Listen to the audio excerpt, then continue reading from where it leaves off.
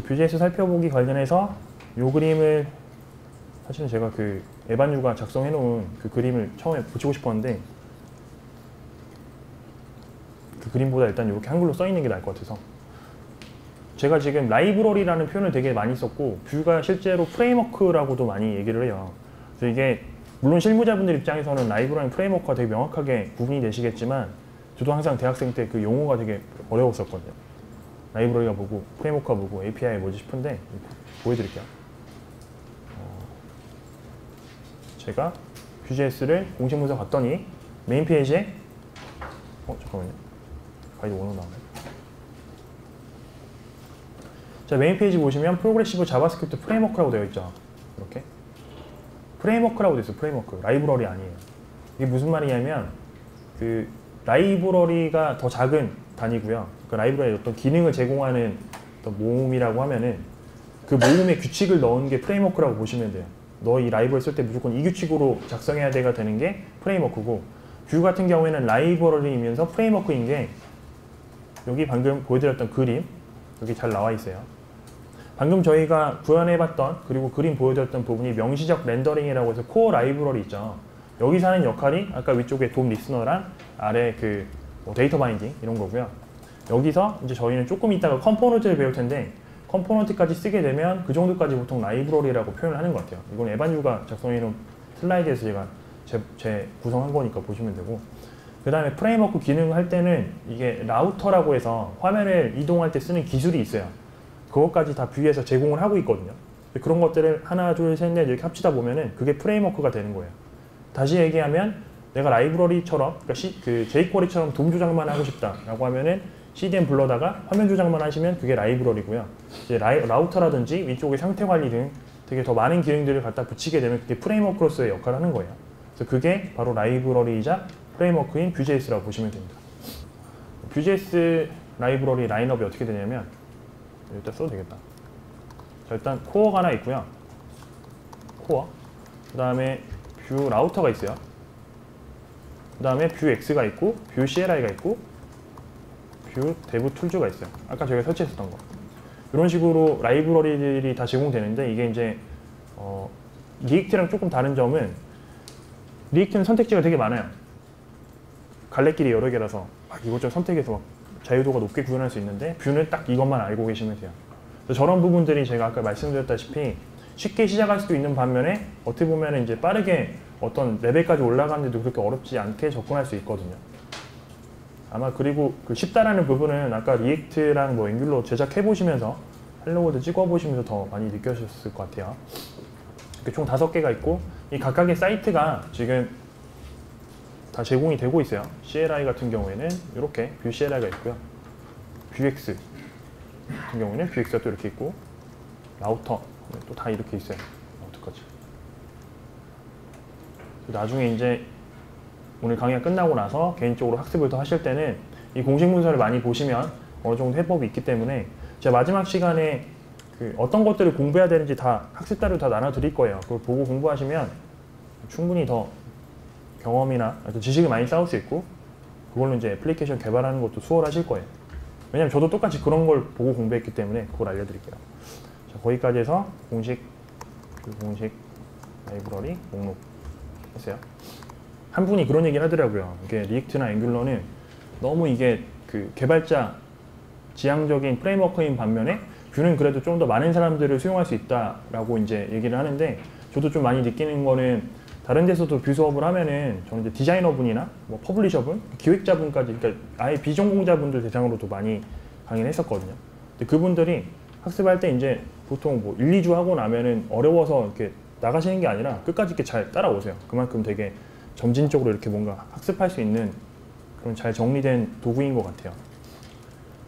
자, 오늘 특징 3가지 하고 바로 이제 또 코딩을 할 건데 3가지는 오늘도 저희가 몇 번 말했지만 컴포넌트 기반으로 개발하는 거 이거는 뷰뿐만이 아니라 앵귤러, 리액트도 다 포함되는 내용이에요.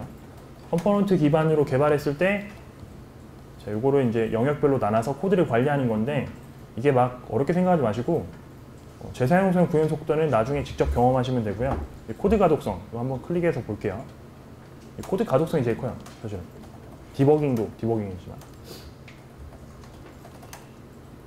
이건 제가 간단히 코드 짜놨는데 여기 보시면 자 위쪽에 있는 코드 태그가 3개죠.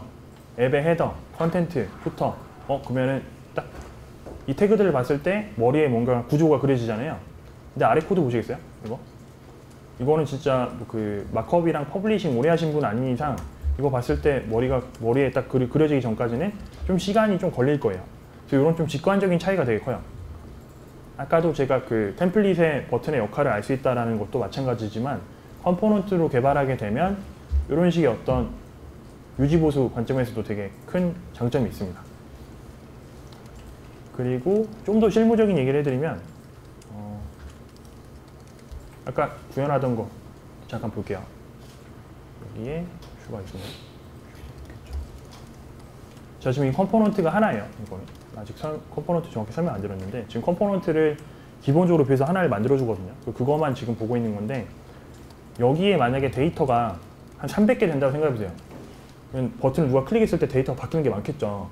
그러면 자기가 짰더라도 나중에 디버깅 하기 되게 어려워요. 오류 수정하기 어려운데 그 데이터가 이제 그 UI 영역별로 필요한 만큼 잘 나눠가지고 데이터 개수가 줄다라고 하면은 훨씬 더 디버깅하기가 쉽거든요. 그리고 그런 게 다 보이니까 그런 데서 컴포넌트로 개발했을 때 장점이 있으실 거예요. 단순히 코드를 복붙하는 걸 떠나서 기존에 있는 코드에서 뭔가 추가하기도 쉽고 변형하기도 쉽기 때문에 컴포넌트로 개발한다고 보시면 됩니다. 자, 그렇게 컴포넌트 기반으로 개발하는 게 한 가지 특징이고 두 번째는 아까 저희가 봤었던 자, MVVM 패턴에서의 어떤 뷰의 역할 이런 것들 아까 저희가 같이 구현해 본 거 화면이랑 그 다음에 어떤 데이터 처리 코드 이런 거 분리하는 건데 패턴에 대해서도 제가 한 가지 좀 말씀드릴 게 있는데 아까 카톡방에도 어떤 분이 질문을 해주셨고 그리고 실제로 이 수업 들어오시면서 어떤 그 수업에서 듣고 싶은 내용을 적으셨던 것 같아요. 자바스크립트 패턴 이런 거 얘기 많이 하셨는데 제가 생각하는 패턴은 그 코드를 그냥 정리하는 거예요. 정리. 역할에 맞게 자바스크립트 파일 나눠서 정리하고 그렇게 했을 때 좀 더 코드량이 많아지더라도 관리하기 쉽다가 되는 거라서 그런 부분들이 좀 이제 패턴으로 많이 얘기가 되는 것 같아요. 이따가 컴포넌트 할 때 제가 동영상 하나 보여드릴게요. 페이스북 그 개발자 미드업이라 해야 되나요? 세미나에서 그 나왔던 내용을 잠깐 보여드릴 건데 기존에 이제 많이 쓰던 MVC 패턴이랑 그 다음에 그 어떤 플럭스 패턴이라고 하는 한 방향으로만 데이터가 흐르는 그 패턴이 나오는 계기들을 좀 설명을 드릴게요. 네, 리액트랑 앵귤러 장점은 저희가 이미 봤지만 왼쪽 같은 경우에 자, 화면에서 데이터 변화 있으면 이렇게 바뀌는 거 이게 투웨이 데이터 바인딩 이게 앵귤러고 그리고 앵귤러 같은 경우에 아까 저희가 뭐 코센과로 연결하는 거라든지 그 다음에 태그에 어떤 V-라고 하는 속성이 붙었을 때 쉽게 제어하는 거 그런 것까지 같이 보셨죠. 그게 앵귤러 특징이고 좀 더 이제 내부 단으로 들어가면 원래 오늘 제가 자료를 되게 많이 준비했거든요. 혹시라도 이제 시간이 많이 남으면 더 많이 알려드리려고 준비했는데 이게 그 리액트에서 아까 렌더 쪽 있죠. 렌더에 계속 HTML 집어넣는 거 보여드렸는데 뷰가 쉬운 이유는 그 렌더를 구현 안 해서 그러는데 실제로 그 뷰 내부적으로 렌더를 구현하고 있어요. 거기까지 같이 구현해보면 좋은데 일단은 그 리액트의 어떤 버추얼 돔 기반이랑 그 다음에 이 컴포넌트라는 것도 결국에는 다 같이 통상적으로 쓰고 있지만 뷰에서 가장 많이 닮아있는 컴포넌트 구조는 리액트 컴포넌트 구조예요. 다르게 얘기하면 좀 아이러니한 게 그 녹화가 되고 있어서 좀 그렇지만 그 다른 데서 강의하고 뷰를 배우신 다음에 끝나고 이제 이직하시거나 취직하시는 분들 되게 많아요. 근데 그런 분들이 그 뷰를 많이 배우고 나서 리액트로 가세요. 그게 무슨 말이냐면 회사에서 그 리액트를 쓰고 있으니까 당연히 리액트 써야겠죠. 근데 그걸 또 이제 면접 보시는 분도 알 거 아니에요. 근데 크게 이게 뭐 너무나 다른 기사를 생각 안 하는 게 저도 지금 뷰로 많이 짜다가 리액트 보면 다 보이거든요. 구조랑 흐름이 다 보여요. 그래서 그런 것들을 생각했을 때 어쨌든 닮아있는 프레임워크니까 하나만 잘하면 잘하겠지 약간 그런 생각을 많이 하실 거예요. 그래서 그런 측면에서 리액트의 어떤 모습들도 많이 지금 뷰에서 가져왔다고 보시면 돼요. 자, 요거는 그냥 빠르게 보여드리고 같이 코딩할 건데 이건 좀 같이 조작을 해볼게요. PDF에 제가 다 링크를 걸어놨거든요. Vue.js 구성 요소 중에 좀 가장 중심이 될 만한 것 한 4개 정도 뽑아뒀어요. 인스턴스랑 컴포넌트랑 아우터랑 템플릿 이걸 레고를 이렇게 비교를 했는데 인스턴스는 일단 레고 만들 때 가장 필요한 판때기 있죠. 판때기 일단 깔아야지 거기다 뭔가 올릴 수 있잖아요. 그 판때기가 인스턴스라고 보시면 돼요. 그래서 여기 인스턴스 코드 이렇게 생겼는데 이거를 클릭해 보시면 클릭해볼게요. 지금 사이트로 바로 가고요. 아무것도 안 뜨지만 개발자 도구로 켰을 때 여기에 뷰가 보일 거예요. 아무것도 데이터를 표현하고 있지 않은 Vue.js 페이지입니다.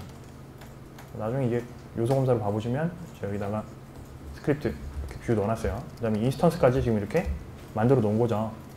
그래서 이걸 같이 볼 건데, 가보시면 기본적으로 이제 이게 Vue.js로 개발된 페이지다라고 볼 수 있는 방법은 개발자 도구를 열어서 확인하는 방법도 있지만, 그런 경우에는 아까 말씀드렸다시피 프로덕션인 경우에 개발자 도구가 안 보여요. 뷰로 개발됐지만 프로덕션이면 안 보이겠죠. 그때 확인할 수 있는 건 이 메뉴에 이거 뷰 데브 툴이라고 하는 이 플러그인, 크롬 플러그인이 있으실 거고요. 크롬 플러그인에 불이 들어오면 그건 Vue.js로 개발된 페이지라고 보시면 돼요. 자, 그러면 한번 저희가 얘기한 김에 또 궁금하실 만한 부분이, 그럼 Vue.js로 어떤 사이트를 많이 만드나요? 라고 하실 텐데, GitHub은 저희가 같이 지금 보고 있죠. GitHub은 이런 식으로 쭉쭉 다 있어요. 쭉 다 있어요. GitHub 말고 GitHub을 최근에 MS에서 인수해서 지금 비공개 리포지토리도 저희가 무료로 열 수 있는데, 예전에는 돈 내야지만 비공개 리포지토리가 가능했거든요. 근데 그때 예전에 깃랩을 많이 썼던 이유가, 깃랩은 비공개 리포지토리를 돈 안 내고도 쓸 수 있었어요. 깃랩이 지금 Vue.js를 쓰고 있는 가장 복잡한 사이트라고 생각을 해요. 저는 개인적으로. 들어가서 네, 아마 GitHub으로 되실 거예요. 들어가서 보시면 이 메뉴에 이렇게 뷰가 뜨거든요. 이거 한번 봐보시고, 두 번째는 어도비 비엔스, 어도비 쪽에, 저는 사실 이거를 작년에 컨퍼런스 갔을 때 옆에 있는 개발자가 저희끼리 막 얘기하고 있는데 갑자기 끼어들어가지고 막 얘기하다가, 그럼 너는 어떤 거 개발하는데 어도비에서 일한대요. 그래서 어도비 뭐 하는 데인데 이거 개발한다고. 보시면 비엔스라고 하는 어떤 예술품을 보는 사이트 같아요. 정확히 뭔지 모르겠어요. 근데 중요한 거는 여기 위에 뷰가 지금 써있죠. 그렇죠. 되게 많은 기업들이 쓰고 있고요. 국내에도 뭐 들으면 아실 만한 기업들에서 이미 다 쓰고 있고 그렇습니다. 거기까지만 얘기할게요. 네. 거기까지. 인스턴스 설명드렸고요. 잠깐, 근데 인스턴스 좀 만져봐야죠. 뭐냐면 다시 돌아와서, 자, 요거죠. 뷰에서 지금 인스턴스 잡혀 있는데, 자, 저 인스턴스를 저희가 볼 수 있게 변수로 꺼내놨거든요. 무슨 말이냐면 이 인스턴스라고 하는 걸 VM이라고 하는 변수에 담았어요. 저기 뷰 모델의 약자인데, 공식 문서 가보시면 저 변수를 되게 많이 쓰고 있어서 동일하게 썼습니다. 자, 여기다가 콘솔 오셔서 VM이라고 치시면 이 변수가 지금 접근 가능한 범위에 있기 때문에 뷰 인스턴스 내용들을 볼 수 있어요. 이렇게 여기서 되게 많은 내용들을 저희가 갖다가 쓸 수 있어요. 그래서 이제 라이브러리이자 프레임워크라고 했는데, 화면을 조작하기 위한 거라든지 데이터를 뭐 가공해서 뿌려주는 것들, 그런 것들이 지금 다 이 안에 내용들이 들어가 있겠죠. 나중에 한번 보실 때 이런 것들 프로토타입까지 다 까서 한번 봐보세요. 이 정도로 이제 인스턴스는 간단하게 설명드리고요. 돌아가서 인스턴스에다가 보통 들어가는 내용들이 이제 그 인스턴스가 화면에서 유효하기 위해서 인스턴스 동작을 해야겠죠. 그러면 화면에 어딘가에 붙여야 돼요, 인스턴스를. 그때 쓰는 EL이랑 화면에 어떤 내용들을 담는 템플릿, 데이터, 메서드 등등이 있습니다. 그래서 이거는 오늘 수업할 때 아마 사실 여기 있는 거 다 다뤄보겠네요. 이따 마지막에 애플리케이션 만들 때 이거 다 써볼 것 같아요. 그만큼 막 크게 무리 없이 쓸 수 있고, 나중에 실제 애플리케이션 개발하시더라도 여기 아마 한 라이프 사이클 제외하고는 한 2~3개 정도 추가하면은 다 개발할 수 있거든요. 많지가 않아요. 여튼 인스턴스에는 화면에 대한 내용들이 들어가야 된다까지만 일단 인지하고 계시면 되고, 컴포넌트 보죠. 컴포넌트. 그래서 저희는 컴포넌트까지 보고 바로 같이 코딩을 할 거예요. 인스턴스랑 컴포넌트 같이 코딩이 될 거고, 뷰 컴포넌트는 여기 이렇게 화면을 구조적으로 설계하기 위한 요소인데, 아까도 이제 장점들을 많이 말씀드렸죠. 영역으로 코드를 관리해서 뭐 확장성이랑 나중에 유지보수 이런 것들 생각하는 거예요. 그리고 아까 앞에서 봤었던 인스턴스 옵션이 있죠. 그 내용이 컴포넌트에도 그대로 들어가요. 자, 무슨 말이냐면 제가 아까 보여드렸죠. 취소하고. 자, 인스턴스를 제가 지금 아까 생성을 하나 했더니 루트라고 하는 컴포넌트가 생겼어요. 여기다 이제 추가를 하면 저 밑에다 컴포넌트가 생길 거예요. 자, 그래서 저거를 한번 저희 같이 해볼게요. 기본적으로 인스턴스가 하나의 컴포넌트고, 컴포넌트는 또 그 다른 컴포넌트 등록하면서 어쨌든 동일한 내용을 정의할 수 있어요. 동일하다는 게 화면에 이제 각각 내용들을 이렇게 동일한 형태로 정의할 수 있다는 거예요. 뷰라는, 자, 오늘 뷰라는 폴더 그냥 다 같이 정의해 볼게요. 뷰에다가 오른쪽 버튼 누르시고 새 파일로 여기다가 컴포넌트 HTML 한번 볼게요. 컴포넌트 HTML. 자, HTML 파일 생성하셨으면 느낌표에서 탭하시고 밑에다가 div 샵 앱 하시면 돼요. 아마 자연스럽게 복습이 될 거예요. div 샵 앱. 그 다음에 스크립트 태그는 조금 전에 1시간 전에 언급을 드렸던 것 같은데, 그 공식 문서에 이 div 스크립트, 디벨로먼트 스크립트 들고 오셔도 되고요. 아니면 아까 이미 들고 왔기 때문에 밑에 파일에서 view.html에 있는 cdn을 들고 올게요. 이거를 이렇게 넣어주시면 돼요.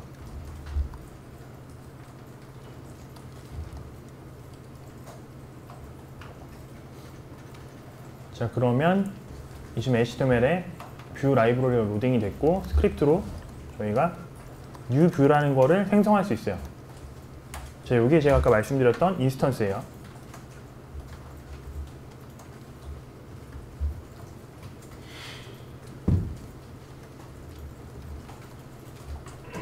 자, 인스턴스를 생성하셨으면 저희 인스턴스에 뭐 예를 들어서 이렇게 정의할 수 있을 것 같아요. 화면에 뿌릴 데이터를 이건 치지 마세요. hi라고 하고 넘은 10 이런 식으로. 그리고 메서드는 뭔가 show 톡을 버튼 해가지고 자, 이런 식으로 쳐가지고 뭔가 관리할 수 있을 텐데, 어찌됐건 이 내용들이 화면에서 동작을 하려면은 이 인스턴스라고 하는 거, 이 인스턴스라고 하는 게 화면에서 존재해야 돼요. 존재하기 위해서 필요한 게 매니에 EL이라고 하는 거를 붙이시면 돼요. EL. 이렇게. 자, 그러면 코딩 하셔야 되는 부분은 이걸 봤기 때문에 EL을 바로 정의하시고 여기다가 엘리멘트 약자인데 샵 앱을 하시면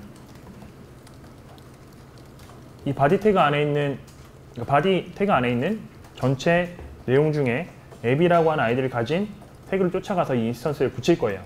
붙인다라는 거는 거기서부터 이제 정의한 내용들이 동작을 하겠죠. 자, 여기까지 저장을 하시고요. 그 다음에 여기서 아까 저희가 리액티비티 구현했었죠. 그거 잠깐 또 복습해 볼 거예요. 데이터라고 하시고 str이라고 하는 거에 hi를 넣어놓으면 아까 num을 했죠. num에 일단 10을 넣어놓을 거예요. 그러니까 obj.num 하고 값을 넣거나 변경했을 때 화면에서 다시 그려지거나 뭐 이런 내용들이 있었는데 그걸 해볼 거예요. 자, 여기까지 정의하고 나면 자, div라고 하는 태그, 자, 이게 바로 인스턴스의 범위인데 여기에 저희가 이렇게 그냥 바로 코셈 괄호로 num이라고 써볼게요.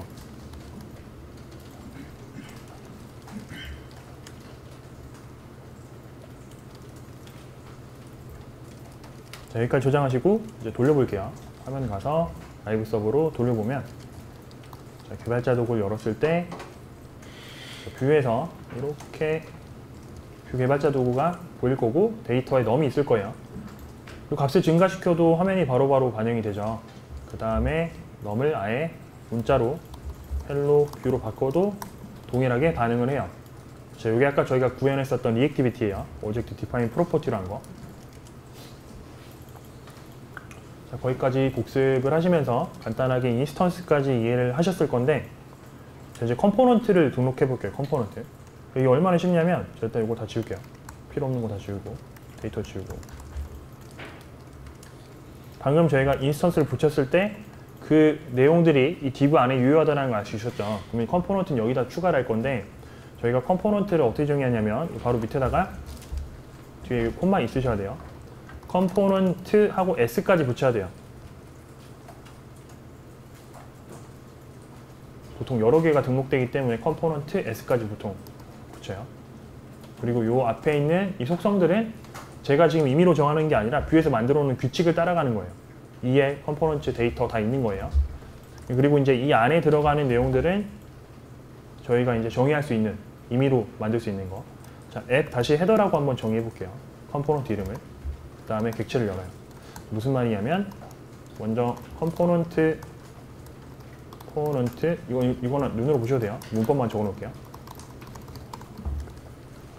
컴포넌트 이름을 앞에 정의를 하고 뒤에 컴포넌트 내용을 연결하면 그게 컴포넌트 등록이거든요. 자, 그랬을 때 이 앱 헤더의 내용은 저희 오른쪽에 있는 요 객체 있죠.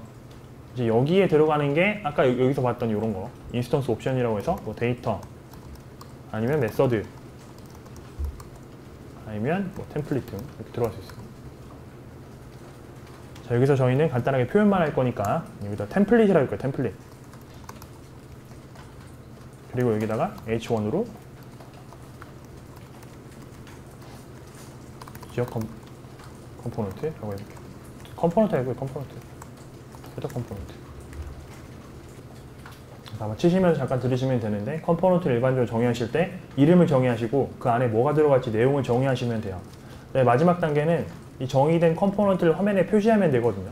표시한다라는 거는 왼쪽에 이 컴포넌트 이름 있죠. 이 컴포넌트 이름을 그대로 태그로 화면에 표현해 주시면 돼요. 이렇게 앱 다시 헤더 아까 밑에 문자열로 정의했었던 그 태그인데 그 태그를 이렇게 정의하시면 돼요. 거기까지 저장을 하시고 화면을 가보시면 이 내용이 반영이 되어 있을 거예요. 그랬더니 크게 뭔가 써있죠. 그리고 뷰 개발자 도구 첫 번째 탭이 제가 확대해서 그런데 컴포넌트고 일반적으로 키면은 컴포넌트 가 있어요. 이게 이제 좋은 점은 컴포넌트의 구조를 한눈에 파악할 수 있는 건데 루트가 아까 인스턴스였고요. 왜 인스턴스가 루트가 되냐면 인스턴스 위에다 뭘 등록할 수 없어요. 인스턴스 항상 출발점이라서 그 아래에 계속 컴포넌트가 추가되기 때문에 최상위 컴포넌트라는 의미를 갖거든요. 일반적인 그 컴퓨터 용어로 부모 자식 했을 때 이제 아무튼 이건 부모고 이건 자식고 이렇게 되죠. 상위 하위 컴포넌트. 이게 지금 컴포넌트 등록 끝난 거예요. 여기다 이제 나중에 문법 배우셔가지고 추가하시면 되고요. 투도 적어놓을 테니까 아래 앱 다시 컨텐츠 하는 컴포넌트를 등록하고 표시해보세요.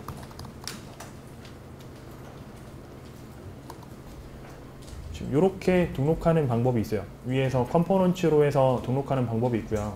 한 가지 또 실무적인 팁을 드리면 애플리케이션 처음에 개발하시게 되고 컴포넌트에 대해서 이제 점점 개념을 잡아가실 때는 거의 아마 컴포넌트라는 속성을 많이 쓰실 거예요.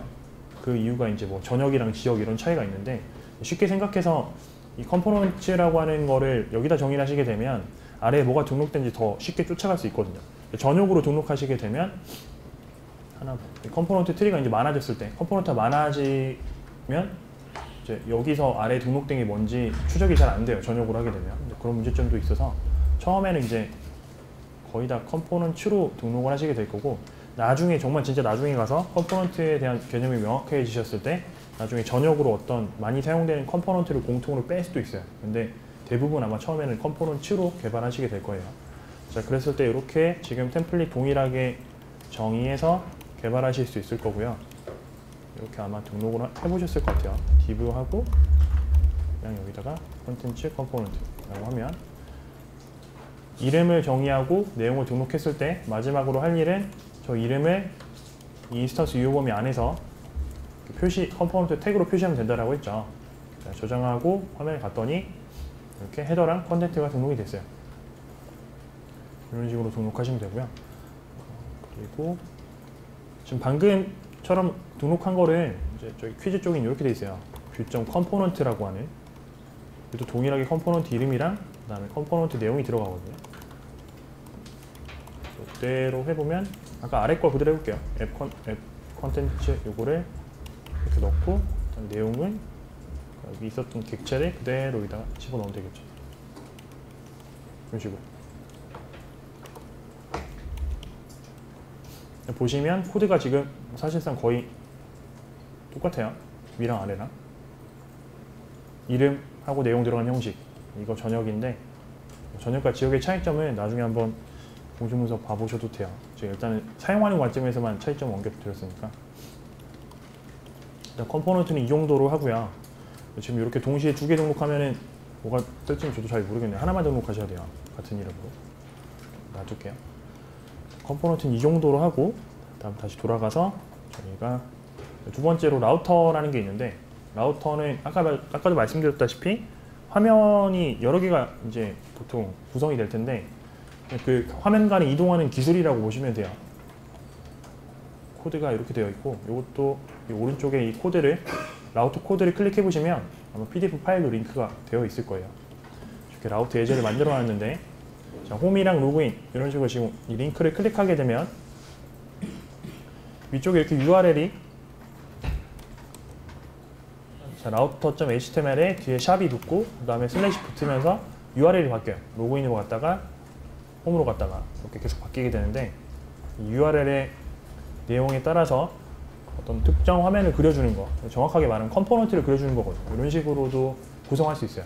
지금 같은 경우에는 이제 단순하게 이 부분만 바꾸는 건데 저거를 그냥 이 화면 전체로 바꾸면 되거든요. 이런 식으로 라우터를 쓸 수 있어요.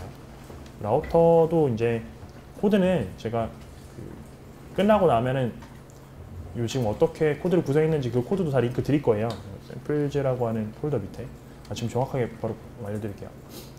저희 리포지토리 와보시면 지금 브랜치가 마스터가 있고 GitHub 페이지스라고 해서 이게 있거든요. 저희가 이따가 배포할 것도 이렇게 할 건데 여기 가보시면 방금 제가 링크 클릭해서 계속 뜨는 게 다 사이트였죠. T-아카데미 뷰에 라우터.html 그 코드들이 여기 다 들어가 있어요. 이렇게. 코드들 한번 확인해 보시면 돼요. GitHub 페이지스에 있는 브랜치로 가셔가지고 자, 라우터까지 지금 간단하게 설명드렸고 마지막에 뷰 템플릿 이것도 지금 간단하게 만져볼게요. 템플릿은 문법이에요. 문법. 아까 제가 알려드렸던 Vue.js 기본 축이 두 개가 있고 그 축에다가 이제 어떤 내용들을 붙이게 되면 살을 붙이는 게 이제 템플릿 문법이라고 보시면 되고요.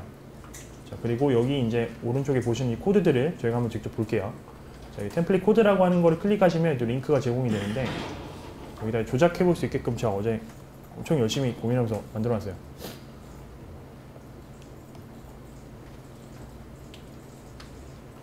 자, 화면이 일단 이런 식으로 뜰 거고 첫 번째 거 보면 자, 로그인 버튼을 눌렀을 때 어떤 동작이 일어나는지 볼게요. 눌렀더니 로그인 되었습니다. 텍스트로 바뀌죠.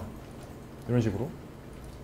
그 코드를 잠깐 보여드리면 왼쪽에 이제 화면이 있고 오른쪽에 코드가 이렇게 나와요. 템플릿.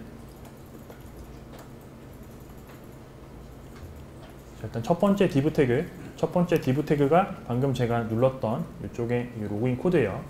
로그인 버튼을 눌렀을 때 지금 버튼이 로그인 유저라고 하는 코드를 실행하겠죠. 아래 보시면 로그인 유저 이렇게 있어요.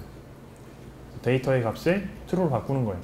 true로 바뀌는 거에 따라서 화면에 이 버튼이 지금 이런 식으로 정의가 되어 있어요. 버튼에 v-라고 하는 속성들이 연결이 되어 있죠. 그래서 if라고 하는 게 저희가 프로그래밍 생각하는 if-else 제어문처럼 그냥 이 로그인 값에 따라서 보였다가 안 보였다가 하는 거 그런 것도 지금 뷰로 지금 다 가볍게 제어를 할 수 있어요. 저희가 조금 전 시간에 이 v-on 클릭도 봤었는데 v-if라든지 else라든지 v-for 등등 되게 많은 기능들을 제공을 해요. 저걸로 컨트롤 하시게 되면 자바스크립트 코드량이 더 줄어들겠죠. 자, 그렇게 해서 로그인 누르면 이렇게 텍스트로 바뀌는 거. 이게 첫 번째고요. 자, 두 번째 거 같이 보시면 자, 두 번째 div 태그를 보셨을 때 리스트 아이템 조작이라고 되어 있는데 기본적으로 이 왼쪽에 리스트 아이템 제가 3개로 넣어놨어요. 뷰 개발자 도구 보시는 게 더 편하니까. 이 지금 인스턴스라고 하는 거 지금 컴포넌트 영역 이렇게 지금 음영 처리가 잘 되죠. 그러니까 저 안에 있는 데이터는 이 아래 데이터로 관리하겠다는 건데 여기서 아이템즈가 이 왼쪽에 나오는 리스트 아이템이에요. 이런 식으로 지금 데이터를 확인할 수 있어요. 더 좋은 점은 이 아이템의 어떤 리스트 하나를 휴지통 버튼 눌러서 삭제를 하면 삭제해 볼게요.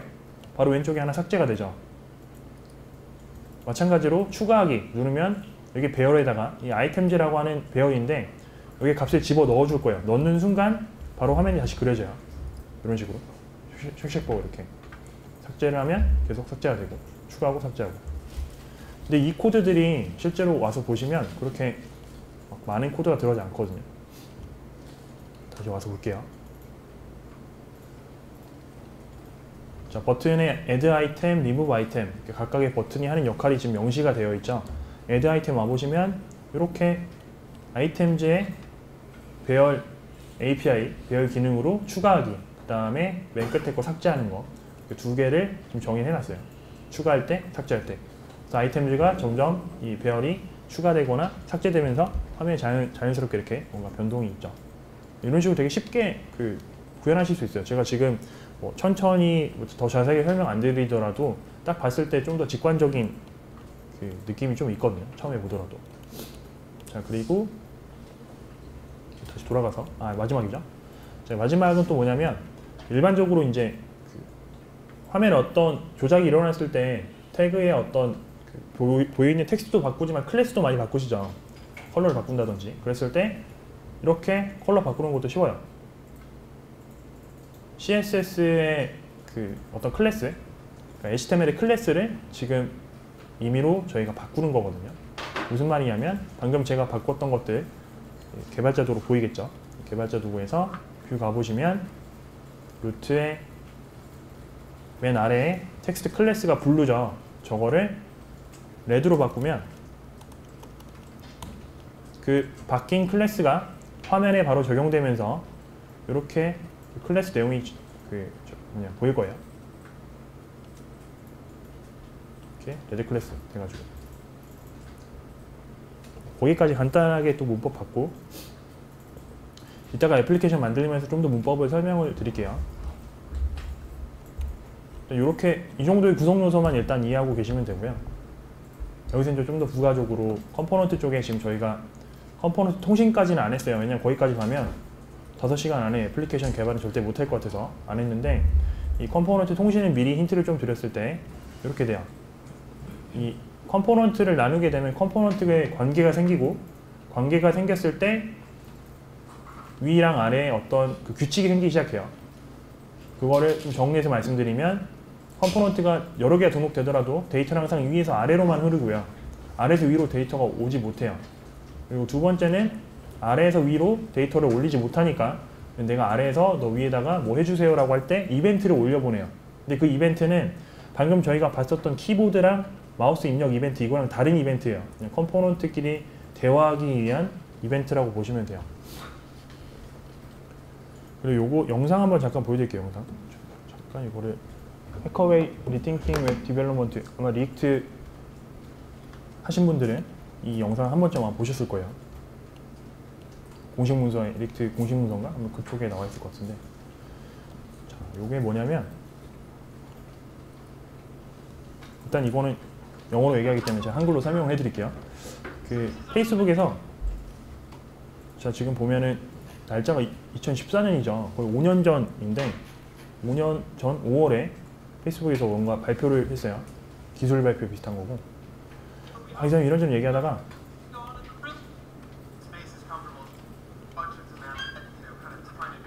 이 사람이 엔지니어링 매니저? 엔지니어링 약간 총괄 느낌인 것 같아요. 영어들이 좀 혼란스러우니까 이렇게 할게요. 여기서 요 얘기를 해요. 여기다 패턴 아까 얘기 많이 하셨는데 자바스크립트의 처음의 목적은 단순한 화면 조작 아니면 뭐 버튼 정도 추가하는 거, 버튼 이벤트 정도 추가하는 거였는데 점점 코드량이 많아지니까 제가 패턴이 필요하다라고 했죠. 역할별로 나누는 게 모델 뷰 컨트롤러라고 해서 MVC 패턴이 나왔고 앵귤러, 그러니까 자바스크립트 프레임워크의 어떤 대명사, 최초의 대명사는 앵귤러랑 백본 이런 것들이에요. 그래서 그런 프레임워크에서 지향했던 게 백본은 제외하더라도 앵귤러는 MVC 프레임워크거든요. 그게 이제 일반적으로 스프링 쪽 하시게 됐을 때 스프링의 MVC 그런 패턴이랑 되게 비슷해요. 모델 뷰 컨트롤러로 나눠서 각각의 역할에 맞게 코드를 정리하는 건데 그 MVC를 가지고 페이스북도 개발을 했어요. 그래서 페이스북 저희가 지금 쓰고 있는 거는 정확하게 말하면 이제 MVC가 아니겠지만 저 당시만 해도 MVC로 개발하다가 그 사람이 이런 얘기를 해요. 더즌 스케일이라고 얘기를 하는데 이게 무슨 말이냐면 더 이상 이걸로 앱을 더 기능을 못 붙이겠다고 얘기하는 거야. 버그가 너무 많으니까. 그래서 얘네들이 얘기하는 게 좀 뭔가 버그를 예측할 수 있고 그리고 데이터가 어떻게 바뀌는지 우리가 좀 직관적으로 볼 수 있으면 좋겠다라고 predictability라고 이제 예측도라고 하는 것 같아요. 그걸 좀 증가시켰으면 좋겠다 얘기를 해요. 그러면서 이제 여기서 이제 리액트랑 플럭스 패턴 이런 게 나와요. 이게 2014년이에요. 참고로 말씀드리면 리액트가 뷰보다 1년 정도 더 빨리 나왔어요. 그래서 어떻게 보면 리액트 커뮤니티 좀 더 큰 것도 있고 제가 생각했을 때 리액트랑 뷰랑 동시에 나왔으면 어떻게 됐을까라는 되게 재밌는 생각을 해보는데 아무튼 리액트도 되게 좋은 프레임워크예요.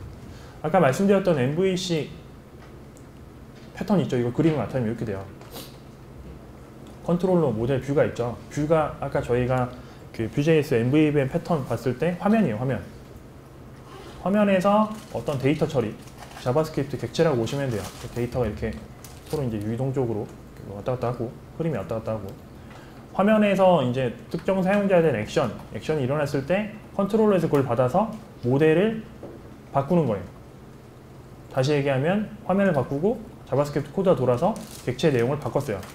그리고 나서 화면에 다시 갖다 붙여요. 그게 MVC예요.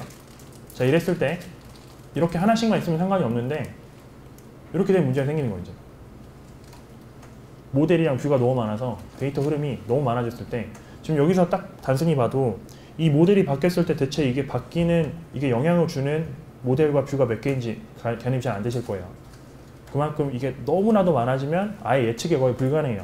그래서 이제 예시로 이 사람들이 얘기를 한 게 페이스북을 많이 쓰실 텐데 저는 되게 많이 써가지고 자, 페이스북에서 그 채팅 기능이 있거든요. 웹에 이제 딱 들어가면 아래 채팅 뜨고 하는데 그 채팅 기능을 지금 얘기를 하면서 누가 말을 걸어가지고 이제 채팅이 떴잖아요. 얘기를 하다가 보니까 위쪽에 이 표시를 아신지 모르시겠지만 채팅을 읽으면 일이 사라져야 돼요. 근데 일이 안 사라져요. 그 얘기를 하고 있는 거예요. 채팅 분명히 했는데 안 사라지네. 두 번째는 이제 아예 대놓고 저 채팅 상세 페이지로 와가지고 채팅을 했는데도 그래도 안 사라져요. 여기 이렇게 보시면 이렇게. 그래서 이 사람이 대체 이거 뭔가 하고 이렇게 얘기를 하고 있죠. 버그다. 그래서 막 이런저런 코드 설명을 하는데 나중에 한번 서브 타이틀 자막이라도 켜가지고 한번 보시면 되게 좋은 내용이 들어갈 것 같아요. 근데 그렇게 해서 결론적으로 어떻게 바꿨냐면 다시 돌아올게요. 자, 아까 이 MVC의 문제점 이렇게 개발했더니 버그가 생겼을 때 데이터 흐름 추적이 아예 안 되는 거예요. 그래서 그러면은 데이터를 무조건 한 방향으로만 흐르게 하겠다 해서 이걸 만들었어요. 플럭스 패턴. 이게 리액트의 어떤 사상이라고 보시면 될 것 같아요. 자, 그랬을 때 이것도 아까 제가 예시를 들었던 거랑 비교를 해보면 화면에서 사용자의 이벤트가 발생을 해요. 액션. 그랬을 때 스토어가 아까 생각했던 자바스크립트 객체 모델이에요. 모델을 바꾸는 자바스크립트 코드가 돌아요. 그러고 나서 화면에 뿌려지게 돼요. 그 바뀐 데이터의 내용이 화면에 뿌려지죠. 자, 요 흐름대로 하면 뭐가 좋냐면 계속 데이터는 한 방향으로만 돌아요. 액션에서 디스패치 호출하고 그 다음에 내용 바꾼 다음에 화면에 뿌리자. 그 다음에 화면에서 또 사용자가 어떤 클릭이나 마우스를 키보드를 제어하면 액션으로 다시 돌아가서 이렇게 가자. 데이터 무조건 한 방향으로죠. 저런 식으로 지금 데이터 흐름을 다 제한을 시켜 놓은 게 코드가 많아지기 때문에 그 디버깅을 좀 더 효율적으로 하기 위해서 쉽게 또 이제 이렇게 봐볼게요. 이게 지금 컴포넌트 밑에가 더 많이 있으면 더 이해가 되실 텐데 자, 여기서 에러가 났어요. 그러면 어느 쪽에서 데이터가 왔을까요? 위에서 왔겠죠. 여기서 에러가 났을 때 이 옆이나 저 멀리 떨어져 있는 곳에서 올 이유가 없어요. 데이터는 무조건 위에서 아래로 오르기 때문에 위에서 내려온 데이터는 이 구간만 확인하면 되겠죠. 저런 식으로 그러니까 추측을 할 수 있게 하는 거예요. 더 쉽게 디버깅을 할 수 있는 방법, 그런 것들. 그래서 이런 식으로 이제 페이스북에서 접근해서 리액트를 만들어 놨고 그 리액트에서 추구하는 어떤 그 위쪽에서 아래로 쪽으로 데이터만 내린다. 아래에서 위로 데이터 못 올린다라는 사상을 뷰도 동일하게 구현해 놨기 때문에 이렇게 컴포넌트 규칙이 생겼다고 보시면 돼요. 그래서 뷰는 그걸 프롭스라고 하고 아래에서 위로는 이벤트를 올린다 해서 이벤트 에밋이라고 하면 돼요. 그리고 링크도 학습할 만한 링크도 제가 JS 들어가서 여기다 바로 치시면 돼요. 왼쪽에 이미 잘 나와 있어요. 여기 밑에 컴포넌트 뎁스라고 해가지고 저희가 이제 등록까지 했죠. 네, 프롭스랑 커스텀 이벤트 등등 이 내용들이 있는데 이걸 한 번씩 보시면 돼요. 아마 한글화도 잘 되어 있을 거예요. 이렇게. 네, 아무튼 네. 자, 그러면 다시 돌아가서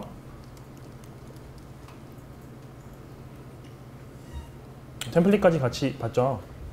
그러면 이 템플릿은 이제 퀴즈가 있는데 저희가 시간이 얼마 남지 않아서 그냥 바로 애플리케이션 만들면서 조금씩 다뤄볼게요. 퀴즈는 이번 쉬는 시간에 제가 실습을 또 드릴게요. 보시면 왼쪽에 퀴즈에 템플릿, 이거는 제가 되게 고심해서 만든 퀴즈예요. 단순히 문법이 아니라 약간 실무 비슷하게 구조를 좀 짜봤거든요. 실무라고 해봤자 좀 별거 없는데 여기다가 인스턴스 만드시고 문법을 정의하시면 되는데 투두가 한 3개 정도 있어요. 3개 정도 있어요. 이거 일단 쉬는 시간 한번 해보세요. 이걸로 일단 대신하면서 바로 진행을 할게요. 자, 그래서 저 4개를 말씀드렸는데 먼저 내고 조립할 때 판 설치하고 블록을 각각 이렇게 그 위치에 이제 넣은 다음에 그 블록을 꾸미죠. 그런 게 이제 인스턴스 생성하고 컴포넌트 설계하고 생성하고 컴포넌트 내용 구현하는 거. 딱 이 순서대로 보통 프론트엔드 개발 진행하시게 될 거예요. 다른 프레임워크도 마찬가지예요. 물론 인스턴스가 없겠지만. 자, 그리고 여기서 이제 만약에 페이지가 여러 개다라고 하면은 라우터를 보통 먼저 설계하고 그 다음에 화면 간의 이동이나 어떤 내용들을 주고받을 건지 정의한 다음에 그 다음에 컴포넌트 설계하고 구현하고 이런 식으로 보통 진행을 하세요. 개발자 도구는 저희가 많이 봤죠. 개발자 도구. 이거 지금 보고 있고 두 번째는 CLI 도구가 있는데 요거는 이따가 시간 남으면 한번 같이 볼게요.